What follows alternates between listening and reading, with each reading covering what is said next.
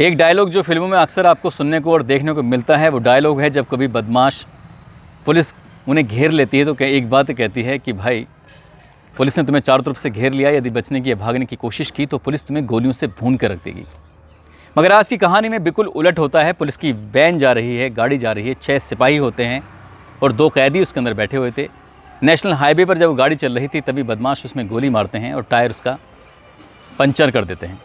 तो उसके बाद बदमाश कहते हैं कि हमने तुम्हें यानी कि पुलिस को चारों तरफ से घेर लिया, यदि बचने की या कोई भी चालाकी दिखाने की कोशिश की तो पुलिस तुम्हें चारों तरफ से गोलियों से भून के रख देगी। पुलिस वाले शांत हो जाते हैं और वो इंतज़ार कर रहे थे कि आखिरकार होने वाला क्या था। पुलिस वालों को अलग खड़ा किया जाता है, एक कैदी होता है उसको भी बाहर निकाला जाता है, साथ ही एक कैदी उसके अंदर जो वैन के अंदर बंद था उस पर वो 10-12 बदमाश 10-12 गैंगस्टर जो होते हैं वो लगातार गोलियां बरसाते चले जाते हैं। इतनी गोलियां कि लगभग 10 से 12 मिनट तक नॉन स्टॉप आधुनिक हथियारों से गोलियां चल रही थी, ताबड़तोड़ गोलियां चल रही थीं। और जिसको मारने के लिए आए थे जो उसको मार देते हैं, इत्मीनान कर लेते हैं। उसकी पोस्टमार्टम रिपोर्ट आती है तो पता चलता है कि उसके अंदर से, उसके शरीर से लगभग 100 गोलियां निकली हैं, वो मर चुका था। एक ऐसा नाम जो पंजाब के प्रदेश में उससे पहले ना उसके बाद कोई ऐसा शार्प शूटर हुआ ही नहीं था। एक ऐसा नाम जो जेल के अंदर रहते हुए भी सोशल मीडिया पर अपनी फ़ोटोग्राफ्स अपलोड किया करता था और ना जाने कितने ऐसे युवा युवक युवती, कितने ऐसे लोग थे जो उसके फ़ैन हो जाते हैं, दीवाने हो जाते हैं। जब वो पिस्टल या कोई भी बंदूक, कोई भी हथियार वो जब फ़ोटोग्राफ्स के माध्यम से जब सोशल मीडिया पर लहराता था तो लाखों लाइक उससे मिल जाया करते थे, लाखों कमेंट उसके लिए आया करते थे। आज कहानी एक ऐसे ही गैंगस्टर की है जो मर चुका था, लेकिन मरने के बाद अचानक से ज़िंदा हो जाता है।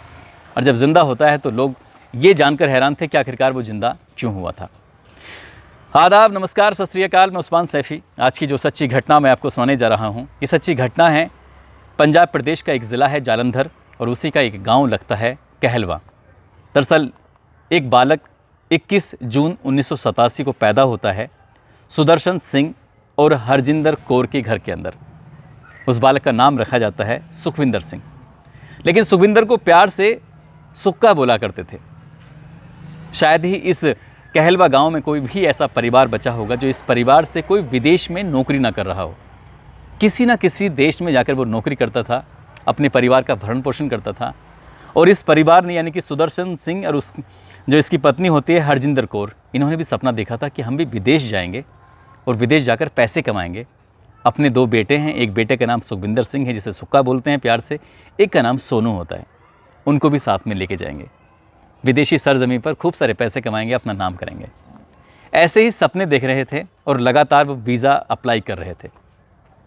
सुदर्शन का एक भाई होता है, वो पहले से ही अमेरिका में मौजूद था और वो अपने भाई को एक दिन वीज़ा भी भेज देता है। अब इस परिवार के लिए खुशी का ठिकाना नहीं था। परिवार ने अपना पासपोर्ट तैयार कराया और पासपोर्ट तैयार कराने के बाद ये जाने की जब तैयारी में था, जब ये इसका जो लड़का होता है जिसका नाम सुखविंदर होता है, उसकी उम्र अभी 17 साल के आसपास होती है। इसको जाना था अमेरिका अपने माता पिता के साथ, लेकिन गांव में अचानक से झगड़ा हो जाता है 2 पक्षों के बीच में।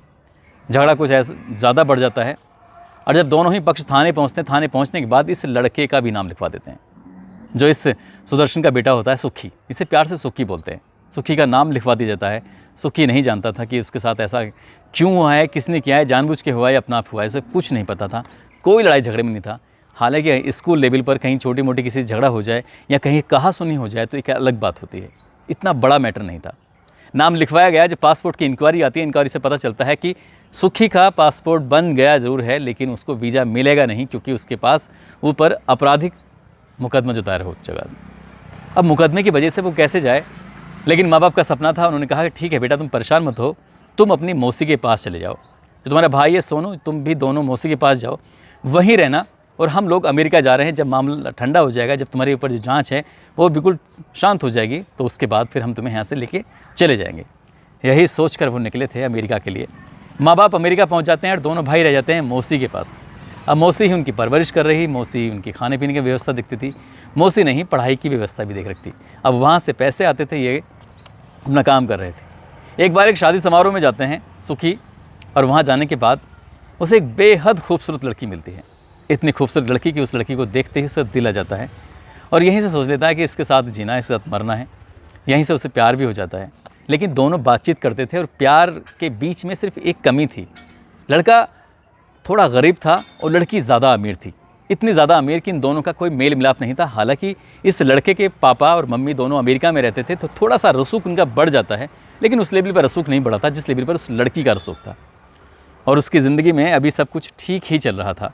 ऐसा लग रहा था कि ये सब कुछ ठीक हो जाएगा, लेकिन इस बीच में कुछ ऐसे लड़कों की संगति में आना शुरू हो जाता है माँ बाप के ना होने की वजह से, जिससे आए दिन लड़ाई झगड़े फसाद वगैरह इस तरह से होते रहते थे। और एक दिन ऐसा होता है कि ये लड़का इस लड़की से बातचीत करता है और दोनों आपस में प्यार मोहब्बत की बातें कर रहे थे। लड़की पढ़ लिख जाती है, पढ़ लिख कर इसका नंबर आ जाता है, वो सीधा ऑस्ट्रेलिया चली जाती है। अब लड़की को लड़के की याद आती थी, वो बार बार बातचीत क्या करती थी, बातचीत करते करते कहती थी साथ साथ रहेंगे जिएंगे, ये सब ऐसी बात चलती थी। अब यही बात इस लड़के ने, सुखी ने, अपने दोस्तों से बताई कि यार एक लड़की है जिसे मैं बहुत प्यार करता हूँ, क्या करें। तब उसके दोस्त कहते हैं परेशान क्यों होता है। उस लड़की को ऑस्ट्रेलिया से बुलाया जाता है, इन दोनों की शादी कराई जाती है 11 अक्टूबर 2008 को। और शादी कराने के बाद लड़की वापस ऑस्ट्रेलिया चली जाती है, लेकिन लड़की के घर वालों को इस बात का बिल्कुल भी जानकारी नहीं थी। कुछ वक्त थोड़ा सा बीतता है और वक्त बीतने के बाद अब ये जो लड़का होता है सुखी, उसका भी एक पासपोर्ट बनाया जाता है, उसका भी वीज़ा तैयार किया जाता है। और वीज़ा तैयार करने के बाद, पासपोर्ट तैयार करने के बाद इसकी भी बुलावा ऑस्ट्रेलिया से आ जाता है। अब ये अपनी बीवी के साथ एक खुशहाल ज़िंदगी जी रहा था, अब अच्छी खासी लाइफ जी रहा था, सब कुछ उसकी ज़िंदगी में ठीक चल रहा था। लेकिन एक दिन असल में था क्या, ये लड़का तो जॉब नहीं करता था, घर पे सारे काम करता था जो महिलाएं काम करती हैं, और जो उसकी पत्नी होती है वो एक अच्छी नौकरी कर रही थी। कहीं ना कहीं ये बात भी उससे अखरती थी, परेशान करती थी। लेकिन एक दिन कुछ ऐसा होता है, जब वो घर से बाहर कुछ सामान ख़रीदने के लिए गया होता सुखी, तभी कोई उसको चाकू मार देता है। वो चाकू से घायल हो जाता है। जब घर आता है, घर आने के बाद अपनी पत्नी से पूछता है कि मुझे किसी ने चाकू मारा है, और इस विदेशी सरजमीन पर मुझे कोई चाकू क्यों मारेगा। ज़रूर तुम्हारा किसी न किसी से अफेयर है, ज़रूर किसी न किसी से तुम्हारा ताल्लुक़ है, इसलिए मुझे नुकसान पहुंचाया गया तुम्हारी वजह से। इसी बात को लेते हुए दोनों के बीच में कहा सुनी हो जाती है, और वो इस लड़की को, अपनी पत्नी को बिना बताए ऑस्ट्रेलिया से सीधा वापस अपने घर आ जाता है, यानी कि जालंधर में आ जाता है, यहाँ रहने लगता है। जो इसके दोस्त होते हैं स्कूल कॉलेज लाइन के, वो दोस्त सब दोस्त नहीं थे, वो बड़े आदमी बन चुके थे, बड़े बड़े गैंगस्टरों के साथ रहने लगे थे। और यहीं से एक गैंगस्टरों के साथ रहते रहते कुछ ऐसे लोगों के साथ रहना शुरू कर देते हैं, जैसे क्या आज के ज़माने में लॉरेंस बिश्नोई है। ऐसे लोगों का नाम जब आजकल सोशल मीडिया पर बड़ी तेज़ी के साथ सुर्खियों में, विक्की गोडर होता है, प्रेम लोहरिया होता है, लवली बाबा होता है, ऐसे से गैंगस्टरों के साथ नाम जुड़ जाता है, कई से दोस्ती भी हो जाती है।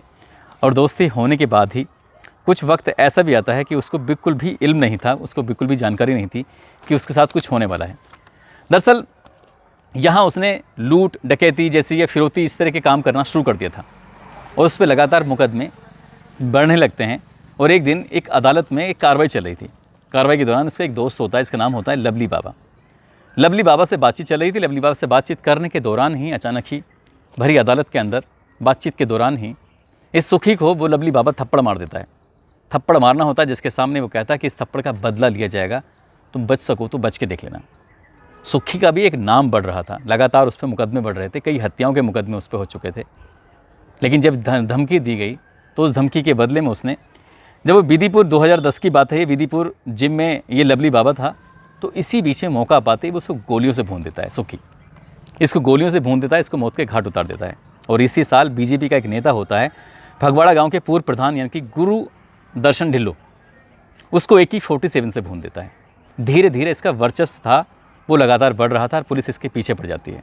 अक्टूबर 2010 में इसको पकड़ लिया जाता है, पकड़ के जालंधर की जेल में बंद कर दिया जाता है। और जालंधर की जेल में बंद था, लेकिन मौका पाते यहाँ से भाग जाता है। अब भाग गया तो पुलिस के लिए वाकई बड़ा सरदर्द हो जाता है। पुलिस इसको लगातार तलाश कर रही थी और आखिरकार ये पकड़ा जाता है। पकड़ने के बाद इसको रोपड़ जेल में रखा जाता है। लेकिन जून 2012 में एक बार फिर से इसको मौका मिलता है और फिर ये सलाखें तोड़कर वहाँ से भाग जाता है। इतना शार्प शूटर, इसका निशाना कभी भी चूकता नहीं था। जब गोली चलाता था तो समझ लो कि वो शायद बचेगा ही नहीं किसी कीमत पर। और इसका नाम धीरे धीरे सुर्खियों में आने लगता है। हत्या के, लूट के, डकैती के, इस तरह के इस पर मुकदमे लगातार बढ़ते चले जाते हैं। और जब ये रोपड़ की जेल से सन 2012 में जून का महीना था भाग जाता है और राजस्थान में जाकर शरण लेने की कोशिश कर रहा था, अपने कुछ साथियों से मिलता है, लेकिन वहाँ पर राजस्थान पुलिस से इसकी मुठभेड़ हो जाती है। 2 साथी इसके मारे जाते हैं, लेकिन इसके पैर में गोली लगती है। ये पुलिस के हत्थे नहीं चढ़ता और वहाँ से भाग जाता है। भाग के सीधा ये, इसका एक दोस्त होता है जो कानपुर का रहने वाला था, नाम यामीन उसका, यूपी का बड़ा गैंगस्टर होता है। उसके संपर्क में आता है। संपर्क में आने के बाद उससे बातचीत करता है, कहता है कि भाई पुलिस पीछे पड़ी है पंजाब की, इसलिए तेरे साथ रहना है। लेकिन दोनों मिलकर हरियाणा के जो हिसार होता है उसका फतेहाबाद एक जगह होती है, वहाँ पर ये ज्वेलर्स हरजीत सिंह के यहाँ पर डकैती डाल देते हैं। दिन दहाड़े डकैती डालते हैं, सीसीटीवी कैमरे में कैद भी हो जाता है। वहाँ से 4 किलो सोना और 2 लाख रुपए नकदी लूट लेते हैं और भाग जाते हैं। यहाँ से भागने के बाद सीधा पहुँचते हैं उत्तर प्रदेश के औरैया में। औरैया में पहुँचते हैं। अभी सोना जो था उस सोने को बंटवारे को लेकर यामीन की नीयत में थोड़ी बदी आ जाती है, लालच आ जाता है। ऐसा लालच आता है कि वो सोचता है कि अगर ये इसके पीछे पुलिस तो पड़ी है, कोई कहने वाला कुछ है नहीं, तो एक काम करते हैं, इसको उड़ा देते हैं, साफ़ कर देते हैं। यामीन अपने भांजे के साथ मिलकर उसकी गर्दन रेत देता है और गर्दन रेतने के बाद उसकी लाश को यमुना नदी में फेंक देता है। और जैसे लाश उसमें फेंकता है तो फेंकते हुए कुछ लोगों ने देख लिया था। तभी लोगों ने उस व्यक्ति को उससे निकाला यमुना नदी से। उसका गले में चाकू लगा हुआ था, खून निकल रहा था। तुरंत ही उसे कानपुर के सरकारी हॉस्पिटल में लेके जाते हैं और वहाँ इसका इलाज शुरू होता है। तभी कोई व्यक्ति फ़ोन करके पुलिस को बता देता है कि एक लड़के के गर्दन पर किसने छुरी चलाई थी, चाकू चलाया था, और वो कानपुर के सरकारी हॉस्पिटल में हला जगह है। पुलिस इससे पहले पहुंचती, वो पुलिस के आने से पहले ही मौका पाता है और यहाँ से भाग जाता है। जब यहाँ से भाग जाता है तो इसके पास अब भागने के लिए क्या करता, सीधा ट्रेन में बैठता है, ट्रेन के माध्यम से पहुँच जाता है पश्चिम बंगाल। और पश्चिम बंगाल में इसके अपने कुछ साथी थे, उन साथियों से संपर्क करता है और हावड़ा के हॉस्पिटल में अपना इलाज करा रहा था, क्योंकि इसको जो चाकू मार दिया था यामीन ने और उसके भांजे ने मिलकर, वहाँ इलाज चल रहा था। और तभी पुलिस को एक सटीक मुखबरी होती है, एक मोबाइल के माध्यम से, सर्विलांस के माध्यम से। 6 नवंबर 2012 को हावड़ा के उसी हॉस्पिटल के अंदर जब पुलिस रेड मारती है तो ये इलाज करा रहा होता है और पुलिस इसको गिरफ्तार कर लेती है। गिरफ्तार करने के बाद सीधा इसको कपूरथला की जेल में लाकर बंद कर दिया जाता है। और इसके पास, क्योंकि इसका वर्चस्व अब कम नहीं था, लगातार बढ़ रहा था, और ये एक शुरुआत थी यहाँ से इसका। क्योंकि कपूरथला जेल के अंदर जब ये रहता है तभी अपना एक एंड्रॉयड मोबाइल लेता है, यूट्यूब पर अपना एक चैनल बनाता है और फेसबुक पर अपना पेज बनाता है। और यहाँ से सबसे पहले वो 2 कैदियों को बहुत बुरी तरह से पीट रहा था। अपने साथियों से कह रहा था कि इनकी वीडियो बनाओ, और उनको पीटते हुए जब वीडियो बना रहा था तो वीडियो बनाने के बाद यूट्यूब पर और फेसबुक के पेज पर दोनों पर अपलोड कर देता है। उस दौर में जब यूट्यूब और फेसबुक की शुरुआत होती है, लोग पूरी तरह से जाने नहीं थे कि यूट्यूब भी कुछ होता है, फेसबुक कुछ होता है, तब उन दोनों इसके लाखों फॉलोवर हो जाते हैं एक ही वीडियो में, लोग इसके फ़ैन हो जाते हैं। बीच बीच में ये अपना फोटोग्राफ्स भी जेल के अंदर से अपलोड कर दिया करता था। पुराने फोटोग्राफ्स रखे होंगे या नए थे वो तो खैर पता नहीं, लेकिन इसके पास एक से एक बढ़कर आधुनिक हथियार होते थे। और जो फेसबुक के पेज पर डाला करता था तो लाइक और कमेंट की झड़ी लग जाया करती थी। और उस दौर में सन 2013 में इसके लाखों फॉलोवर हो जाया करते थे, इतने ज़्यादा। और जब ये पुलिस वालों के पास तक वीडियो पहुंचती कि जेल के अंदर रहते हुए 2 कैदियों के साथ मारपीट कर रहा है और मारपीट का वीडियो वायरल हो गया है, तभी इसको वहाँ से निकालते हैं। और निकालने के बाद इसको एक जेल होती है, उस नाभा जेल, उसमें शिफ्ट कर देते हैं। जेल में रहते हुए भी इसका लगातार वर्चस्व बढ़ रहा था और अब तक इस पर लूट, हत्या, डकैती, फिरौती कई लगभग 60 मामले दर्ज हो चुके थे। हरियाणा हो, उत्तर प्रदेश हो, पंजाब हो, राजस्थान हो, दिल्ली हो, पश्चिम बंगाल हो, ऐसा कौन सा प्रदेश था जहाँ पर इसका दबदबा नहीं था। लोग इसके नाम से कांपते थे, लोग इसके नाम से डरते थे। वहीं जेल से रहते हुए किसी को फ़ोन कर दिया करता था तो लगातार इसके पास फिरौती की रकम अपने आप से पहुँच जाया करती थी। इतना बड़ा नाम सुक्का कहलवा का लगातार बढ़ता चला जाता है। दरअसल इसने अब जो अपना गांव का नाम होता है सुक्का कहलवा, वो उसका नाम पूरा हो जाता है, क्योंकि वो अपना सरनेम में वही लगाने लगता है। और सुखवीर के नाम से इसको लोग बहुत कम जानते थे। सुक्का का नाम जब लगातार बढ़ रहा है, आगे चल रहा है, और चलते चलते जब इसके जेल में रहते हुए इसके अपराध की जो लगातार फेरिस्त बढ़ रही थी, लेकिन एक चीज़ ये भूल चुका था। सन 2010 में इसने एक मर्डर किया था, लवली बाबा का मर्डर किया था। साथ में इसने 2 मर्डर और किए थे, दीपांश और सिमरन का, उन्हें करके भूल चुका था। लेकिन इनके जो दोस्त होते हैं, क्योंकि इनकी पूरी टीम थी, बिक्की गौडर भी इसका दोस्त हुआ करता था और प्रेम लोहरिया भी इसका दोस्त हुआ करता था। लेकिन प्रेम लोहरिया और बिक्की गौडर ने कसम खाई थी कि वो अपने दोस्त लवली बाबा की मौत का, उसकी हत्या का हर हाल में बदला लेगा। और एक दिन आता है, वो था 22 जनवरी 2015 को, जब जालंधर की अदालत में शामिल होने के बाद नाभा जेल में वापस आ रहा था। तब वो नेशनल हाईवे पर एक गांव लगता है फगवाड़ा, उसके पास में ही पहले से ही घात लगाए बैठे 2 फॉर्च्यूनर कार से लगभग 12 से 15 ये बदमाश आते हैं और पुलिस की जीप को, पुलिस की गाड़ी को घेर लेते हैं। और इसी बीच में फगवाड़े के पास एक गोली चलाई जाती है पुलिस की गाड़ी पर, उसके टायर पर, और पंचर करने के बाद गाड़ी को रोक लिया जाता है। तभी आवाज़ लगती है कि तुम लोगों को, यानी कि पुलिस को, हम लोगों ने घेर लिया है, किसी भी तरह की चालाकी या होशियारी दिखाने की कोशिश की तो पुलिस हम तुम्हें गोलियों से मार डालेंगे। और इसी बीच में जो पंचर तो हो ही चुका था।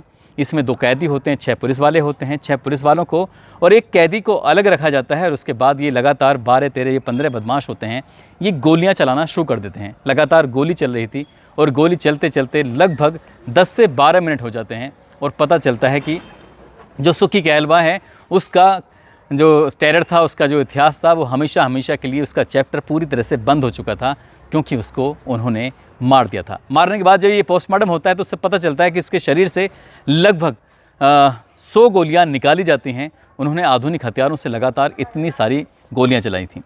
हालांकि उसका चैप्टर तो बंद हो जाता है, लेकिन अब पुलिस वाले इसमें मामले की जांच पड़ताल करते हैं। जांच पड़ताल करने के बाद जब ये जा रहे थे तो विक्की गौडर और प्रेम लोहारिया ये ऐलान करते हैं कि हमने अपने दोस्त, जिसका नाम है लवली बाबा, उसकी हत्या का बदला लिया है, जिसको इसने यानी कि सुक्की कहलवा ने मारा था।